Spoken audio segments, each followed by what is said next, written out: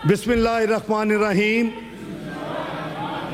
मैं मोहम्मद इसाक डार अजमेरी सिद्क़ के दिल से हल्फ उठाता हूँ कि मैं खुलूस नीयत से पाकिस्तान का हामी और वफादार रहूँगा कि बहैसियत रुकन सेनेट मैं अपने कारहाय मनसबी ईमानदारी अपनी इंतहाई सलाहियत और वफादारी के साथ इस्लामी जमहूरिया पाकिस्तान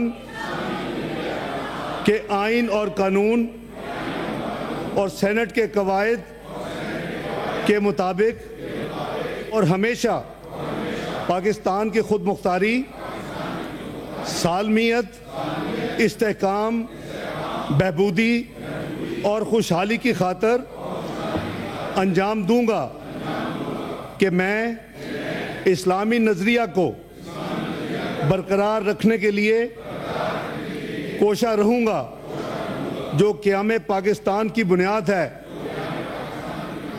और ये कि मैं इस्लामी जमहूरिया पाकिस्तान के आइन को बरकरार रखूँगा और इसका तहफ़्फ़ुज़ और दिफा करूँगा।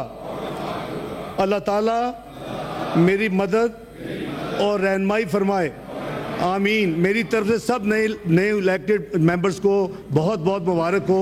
अल्लाह ताला आपको ये तौफीक अता करें कि आप पाकिस्तान की बेहतरी खिदमत के लिए अपने जिम्मेदारियां निभा सकें।